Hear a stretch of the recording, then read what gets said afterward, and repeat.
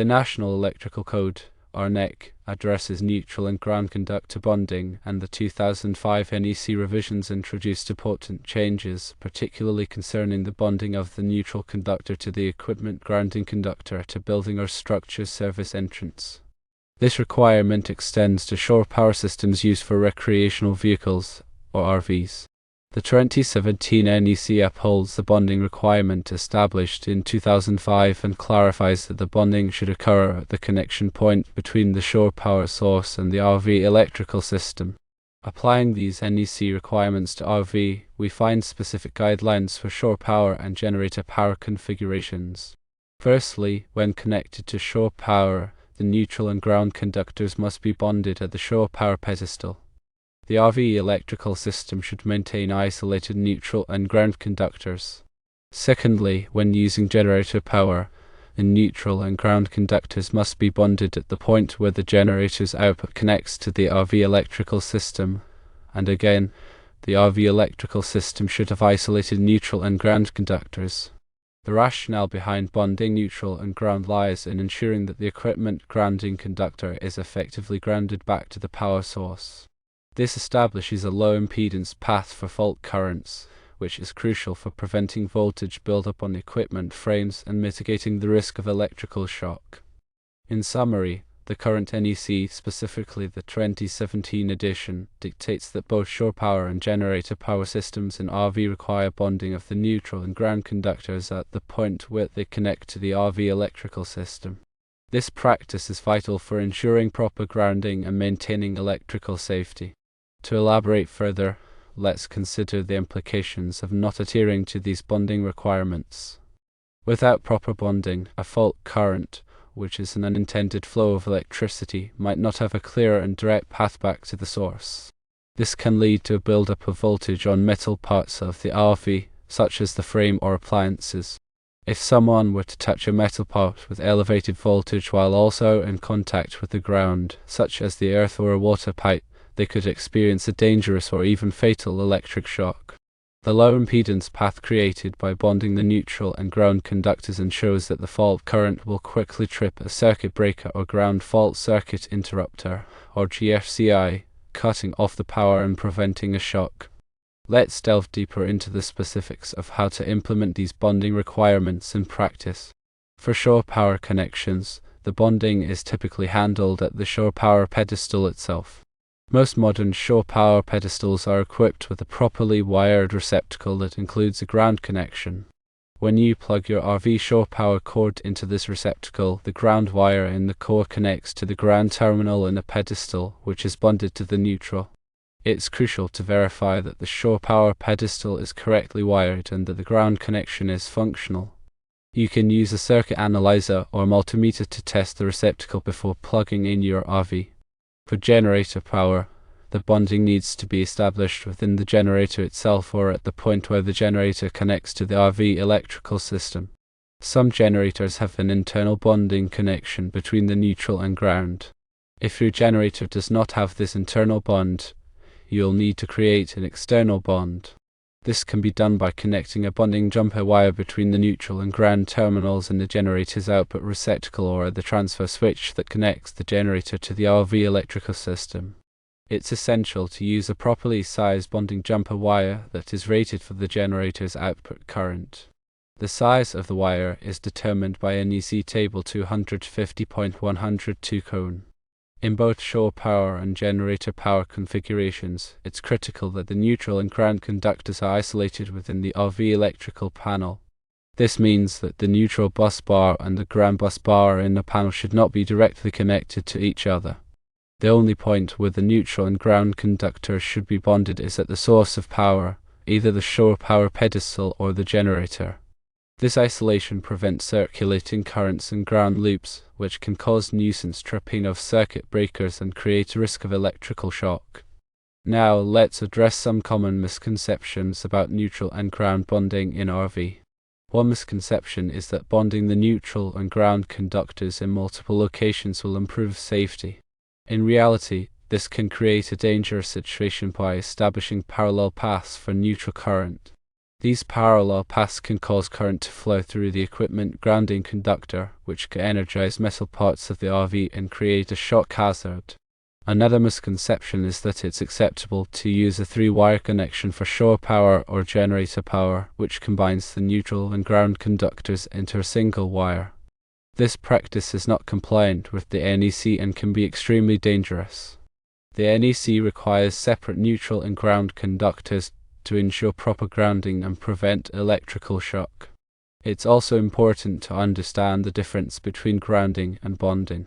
Grounding refers to connecting the electrical system to the earth, typically through a grounding electrode, such as a ground rod. Bonding refers to connecting metal parts of the electrical system together to create a low impedance path for fault current.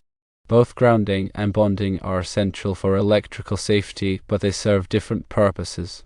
In an RV, the grounding electrode is typically the metal frame of the RV, which is connected to the equipment grounding conductor.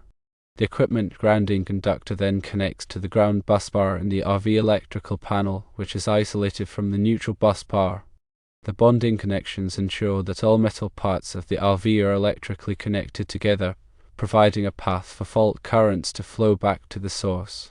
Let's also consider the role of ground fault circuit interrupters, or GFCIs, in RV electrical safety. GFCIs are designed to detect small imbalances in current between the hot and neutral conductors. If a GFCI detects an imbalance, it will quickly trip the circuit, cutting off the power and preventing an electrical shock. GFCIs are typically required in RV areas where there is a risk of water exposure, such as bathrooms, kitchens, and outdoor receptacles. GFCIs provide an additional layer of protection against electrical shock, but they are not a substitute for proper grounding and bonding. It's essential to ensure that all GFCIs in your RV are functioning correctly and are tested regularly. To summarize, the correct neutral and ground bonding practices for RV are as follows. Firstly, when connected to shore power, the neutral and ground conductors must be bonded at the shore power pedestal, and the RV electrical system should have isolated neutral and ground conductors. Secondly, when using generator power, the neutral and ground conductors must be bonded at the point where the generator's output connects to the RV electrical system, and the RV electrical system should have isolated neutral and ground conductors. Thirdly, never bond the neutral and ground conductors in multiple locations within the RV. Fourthly, always use separate neutral and ground conductors for shore power and generator power connections. Fifthly, ensure that all GFCIs in your RV are functioning correctly and are tested regularly. By following these guidelines, you can ensure that your RV electrical system is properly grounded and bonded, protecting you and your family from electrical shock. Remember that electrical work can be dangerous, and it's always best to consult with a qualified electrician if you're not comfortable performing the work yourself.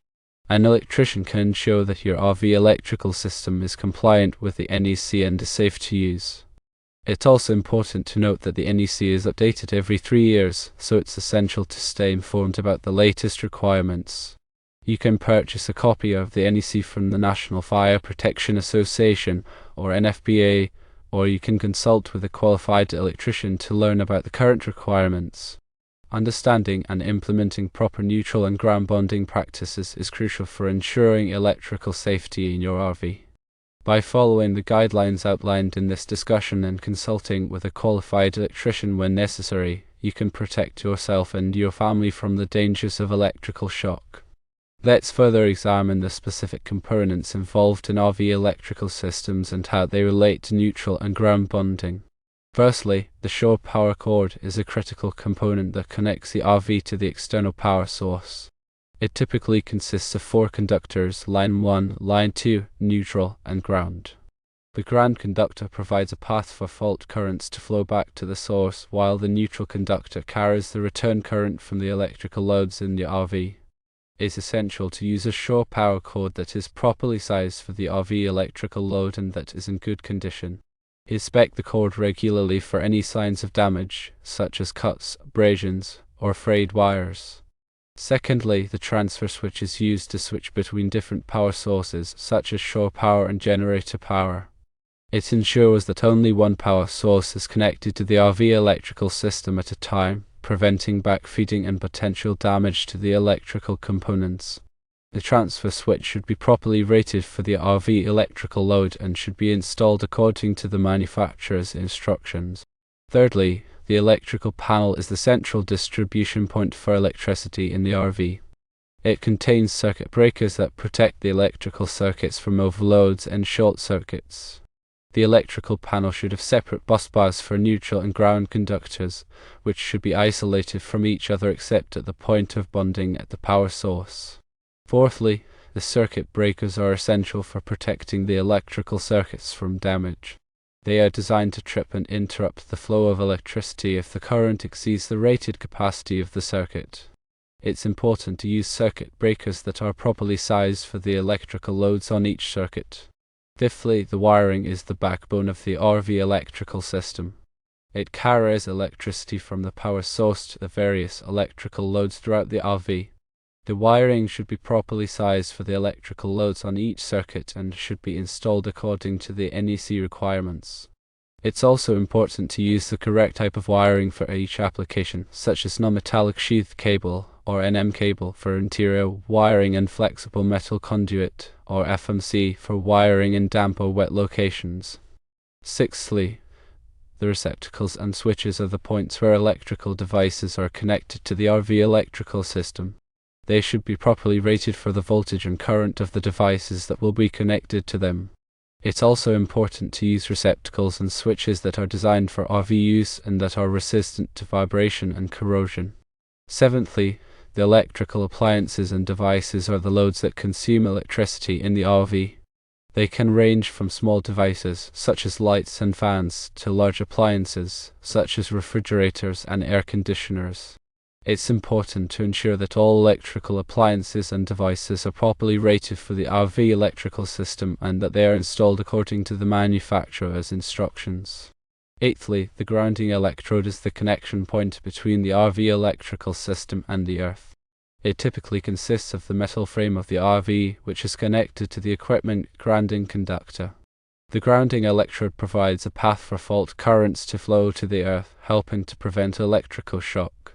Let's also discuss the importance of regular maintenance and inspections of the RV electrical system. It's recommended to have the electrical system inspected by a qualified electrician at least once a year. The electrician can check for any signs of damage, such as loose connections, frayed wires, or corroded terminals. They can also test the functionality of the circuit breakers, GFCIs, and other electrical components. Regular maintenance, such as tightening connections and cleaning terminals, can help to prevent electrical problems and ensure the safety of the RV electrical system.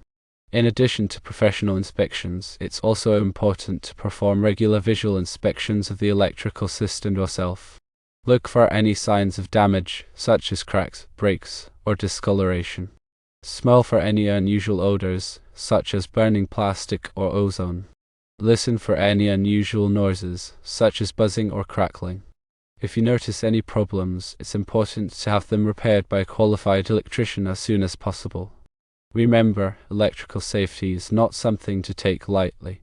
By understanding the principles of neutral and ground bonding, following the NEC requirements, and performing regular maintenance and inspections, you can ensure that your RV electrical system is safe and reliable.